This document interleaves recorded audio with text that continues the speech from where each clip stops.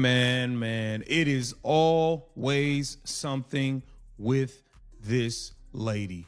It is always something, even in a blowout. I mean, this lady just can't get right. Yeah, just can't get right.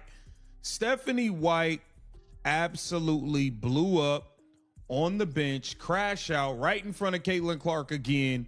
And for whatever reason, this only seems to happen when Caitlin Clark is playing, when Caitlin Clark is in the game. And Caitlin Clark is directly on the bench in front of her while this is going on, and many people are talking about it. Stephanie White completely lost it. The sideline was a war zone, and Caitlin Clark was right in the blast radius. It wasn't just a coaching moment, it was a total crash out that left everyone in the arena stunned.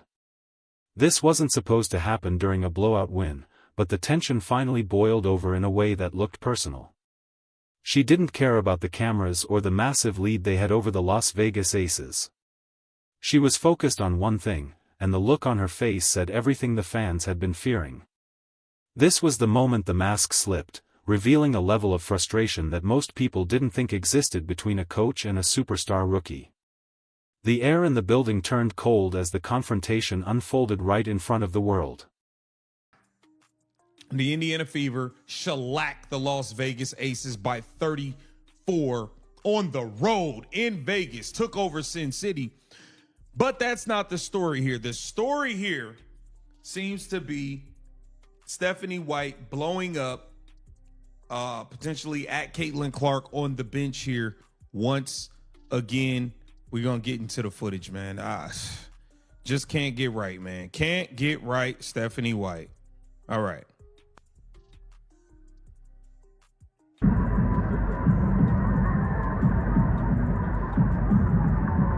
The footage doesn't lie, and what people saw in Sin City was absolutely insane.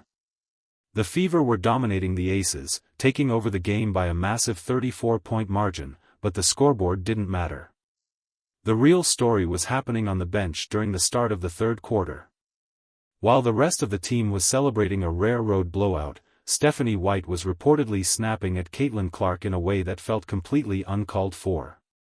It happens so often now that fans are starting to notice a disturbing pattern, one that only seems to emerge when the spotlight is brightest on the rookie. This only seems to happen when number 22 is sitting directly in front of her, and the intensity of the outburst has people up in arms about the team's internal culture. I believe she had a turnover, and you see Stephanie White just snap, and I'll show you Caitlin Clark is sitting right here. This is Caitlin Clark right here. You see her drinking a Gatorade bottle right here. This is Caitlin Clark. And Stephanie White is absolutely losing it. And you see Caitlin Clark right there. When she leans forward, you could tell that's her right here. So Stephanie White crashing out, losing it. And this has many people up in arms because they feel like she does not do this when Caitlin Clark isn't involved. And is this just a microcosm? Critics are pointing out that this level of intensity and public crashing out is strangely absent when Clark isn't on the floor. It's like a different energy takes over the sideline the second the star rookie heads to the bench. In this specific instance, Clark was just sitting there, leaning forward with a Gatorade bottle, trying to catch her breath after a turnover. But instead of a coaching correction, she got a full-blown verbal assault that looked less like strategy and more like a personal grievance being aired out in real time. We didn't see this behavior in the games where Clark wasn't playing, which has many fans wondering if there is a targeted effort to break the rookie's spirit. The visual of the interaction has gone viral, but for all the wrong reasons. And this has many people up in arms because they feel like she does not do this when Caitlin Clark isn't involved. And is this just a microcosm of what the relationship is? Is this a microcosm of what it is? And is this thing beyond repair at this point? This thing could just be beyond repair. And some people just feel like, hey, man, this thing is over. I mean, it just is what it is. I don't really see things getting better or changing with Stephanie White. And Is the relationship between these two already beyond repair? That's the question everyone is asking after seeing the latest blowout. When you have a generational talent like Clark, you expect some growing pains, but this feels different. It feels like a microcosm of a much deeper issue within the organization. Some insiders are saying this thing is over before it even really started, suggesting that no amount of wins can fix the underlying friction that seems to be tearing the locker room's chemistry apart right now. If a coach can't keep their cool during a 34-point win, what happens when the team actually faces real adversity? The can't get it right narrative surrounding White is starting to gain serious traction among the Fever's growing fan base. Treated the person that got everybody rich, essentially, the way they've handled her, the jealousy, the envy, the hate. It's been nasty, to say the least. I mean, that's just the real. That's just the real, people. Like, we got to call it like we see it. Skip Bayless went on to address this. Let's check it out. And I'm saying, she's your golden goose, man. I said this 1,000 times the first 2 years. How can you women not see how much she's done for you? You were flying coach. Even the biggest names in sports media are weighing in on the vitriol being aimed at the rookie sensation. Skip Bayless recently took to his platform to address what he calls the disgusting treatment of the woman who essentially made everyone in the league rich. He didn't hold back, calling her the golden goose and questioning how the rest of the league can't see what she's done for them. From private flights to packed houses, the Caitlin Clark effect has changed the game, yet, the gratitude seems to be non-existent among her peers and coaches. Instead of a red carpet, she's been met with jealousy, envy, and a level of nastiness that Bayless claims is unprecedented for a player of her caliber and impact on the bottom line. I'd have gotten this quickly. I know y'all like to run to say, oh no, we were seeing, incremental year-over-year growth. Well, damn it went from incremental to exponential, goddammit. She went and turned this whole thing up. Now, everybody is eating. Everybody is eating because of Caitlin Clark. Nobody else. That don't mean there are not good players here. We're not saying that. There's plenty of good ballers. But Caitlin Clark turned this league up. Make no mistake about it. Game she plays. And you're attacking her? Think about where this league was just 2 years ago compared to now. Players were flying coach, sitting next to random passengers on commercial flights, and playing in half-empty arenas. Then Clark popped up, and suddenly everyone is on private jets and signing massive nil contracts. The growth went from incremental to exponential overnight because of one person. Yet, instead of embracing the star who turned the whole thing around, the narrative has shifted toward attacking her and trying to beat her into submission, both on and off the court. It's a bizarre situation where the person many credit with helping drive the league's new wealth is being treated like an outcast by the very people cashing the checks she helped generate. The lack of professional respect is starting to become the lead story. She wasn't the most physical player. It looks like she's been in the gym here this year because she's started to get a little bit of definition to her. But she took a beating. And that's one of the things that led to even more injuries, because it was like NFL football. It was like rugby. It was prison yard basketball, to the point where she felt the need to put on all of this muscle, and that caused even more injuries. League is insane. Rookie year, second year. She took such a beating. The physicality on the court has reached a level that many are calling prison yard basketball. It's not just about playing hard defense anymore, it's about a concerted effort to physically break the league's most popular player. Clark has been forced to hit the gym and put on significant muscle just to survive the beating she takes every single night. But that extra weight, combined with the constant physical toll, has led to a string of soft tissue injuries that are starting to worry fans and team doctors alike. These aren't just typical basketball plays. They are targeted hits that look more like rugby or NFL football than WNBA action. The league is becoming an insane environment where, for many teams, the goal isn't even to win the game, but simply to stop Clark. these teams is to win. A lot of these teams are like, I'm willing to lose as long as you don't get off. I think that's the mindset of a lot of these teams. Like, I don't care win, lose, or draw as long as you don't get to do your thing. How many times have we seen, like, bro, Kelsey Mitchell was going off and she never gets double teamed? Never. She's had like 6 straight 25-point games. She might have seen a double team twice in all of these games total. It's like nuts. But Caitlin Clark gets blitzed and doubled all game nonstop because they just, by any means necessary, I'm willing to throw. There's a psychological side to this that nobody wants to talk about. When you're the focal point of every defense and the target of constant physical aggression, it takes a toll on your mind. Some analysts are suggesting that the recent slump in her shooting might even be psychosomatic.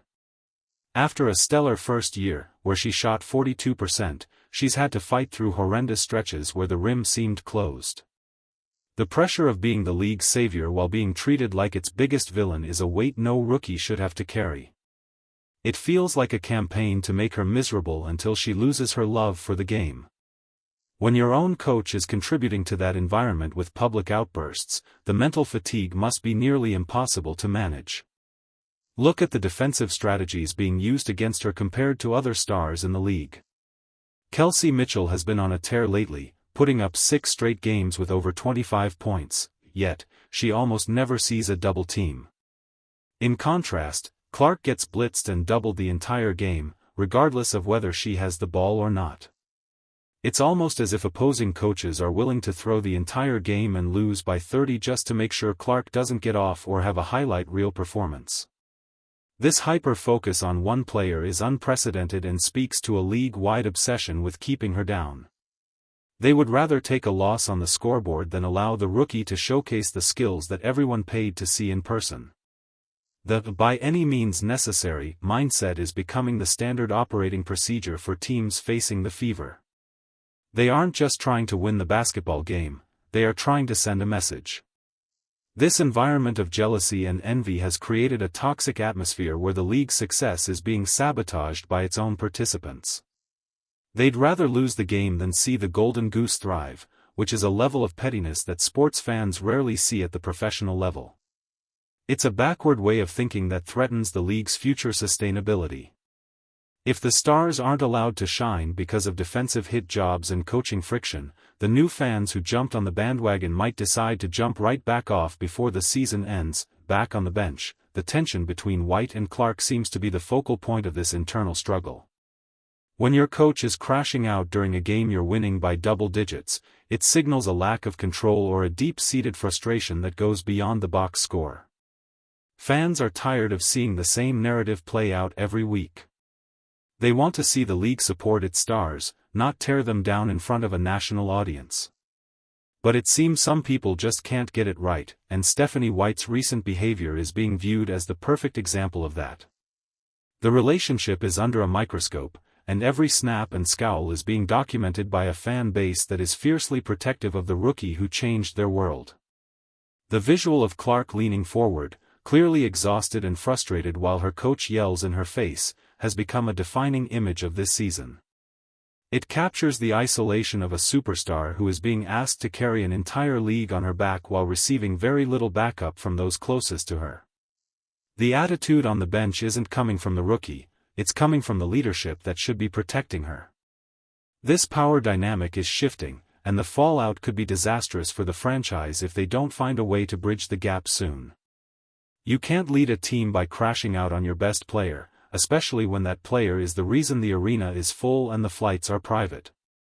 The optics are simply terrible for the team. We have to call it like we see it, and right now it looks like a targeted campaign. Whether it's the physical fouls on the court or the emotional outbursts from the coaching staff, the message is clear: Clark is not going to be given an easy path. The jealousy of the veterans and the insecurity of the coaches are creating a perfect storm of negativity. It's a miracle she's still performing at a high level, given the amount of nastiness she has to navigate every single day just to do her job on the hardwood. Most players would have folded under this level of scrutiny and hostility, but Clark keeps showing up even when her own sideline feels like a hostile environment. The resilience she is showing is the only thing keeping the season on track. The league is currently at a crossroads. They have the eyes of the world on them for the first time in history, but they risk blowing it all by allowing this culture of hate to persist. If the person who brought the private planes and the sellout crowds is treated like an outsider, what does that say to the next generation of stars? The exponential growth they've seen could vanish just as quickly as it arrived if the prison yard mentality continues to overshadow the actual basketball being played by these talented women. It's time for the leadership to step up and realize that protecting the star is the same as protecting the business. Right now, they are failing at both, and the frustration is starting to boil over into the public sphere. Some believe that the attitude being reported is actually just Clark standing up for herself in a room full of people who want to see her fail. When you're being attacked from all sides, you have to develop a thick skin, but that often gets mislabeled as a bad attitude. In reality, she's surviving an environment that would have broken most other players in their first month. The fact that she's still shooting 43%, despite being the focal point of every defensive scheme, is a testament to her mental toughness and her elite skill level.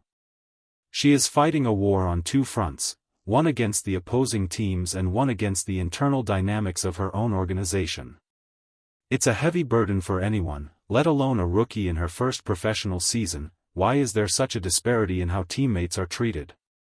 When Kelsey Mitchell is lighting up the scoreboard, everyone celebrates, and the defense stays honest. But when Clark makes a move, the entire opposing team reacts with a level of aggression that is borderline unprofessional. Even her own coaching staff seems to hold her to a standard that no one else has to meet. This crash out by Stephanie White is just the tip of the iceberg when it comes to the double standards being applied to the league's biggest draw. It's a damned if you do, damned if you don't situation for the rookie, where even a blowout win can result in a public dressing down from the person who is supposed to be her biggest advocate. The injury report tells a story of its own. Soft tissue pulls, hamstring injuries, and groin injuries are stacking up, and many believe they're a direct result of the physical beating she's taking. You can't play at that speed and take that many hits without the body eventually giving out. The league needs to decide if they want a healthy star who can continue to grow the business, or if they want to let the physical enforcers run the show until there's no one left to watch. The current path is unsustainable and dangerous for everyone involved. If the league's golden goose ends up on the sidelines with a long-term injury because of this prison yard style of play, the financial consequences will be felt by every single player and coach. Every time the Fever play, the spotlight isn't just on the score, it's on the sideline drama. Fans are analyzing every facial expression and every timeout interaction, looking for signs of the next explosion. This isn't how a professional sports team should function, especially one with so much potential. The Stephanie White snapping narrative is taking over the conversation, and it's distracting from the fact that the team is actually winning games. It's a self-inflicted wound that the organization needs to heal before it becomes a permanent scar. When the coaching staff becomes the story instead of the player's performance, you know something is fundamentally broken within the team's hierarchy. They need to find a way to quiet the noise. We've seen this movie before in other sports, where a coach tries to assert dominance over a star player to prove a point. But in this case, the point being proven is that the leadership might not be ready for the level of fame and scrutiny that comes with a player like Clark. Crashing out on the bench during a blowout win is a sign of a coach who is losing the locker room, not one who is in control of it. The relationship between the two is clearly strained, and the cracks are showing more with every single game. If they can't find common ground, the franchise will be forced to make a difficult choice between a generational talent and a coaching staff that can't seem to handle her presence without exploding. Let's be real about the disgusting treatment Skip Bayless mentioned. It's not just about the physical play, it's about the lack of professional respect. When you have a player who has literally put millions of dollars into the pockets of everyone in the league, you'd expect a certain level of appreciation. Instead, she's met with envy and roadblocks at every turn. It's a strange phenomenon where the people benefiting the most from her success are the ones trying the hardest to bring her down to their level. This culture of jealousy is toxic, and it starts at the top. If the coaches and veterans don't change their mindset, they will end up killing the very thing that is providing them with the best lifestyle they've ever had. The turnover that supposedly sparked the latest outburst was just a minor mistake in a game full of great plays. But for Stephanie White, it was an excuse to let out whatever frustration she's been harboring. To see a coach lose their cool like that in front of a global audience is a bad look for the league. It reinforces the idea that there is a divide between the old guard and the new wave of talent that is actually bringing in the revenue.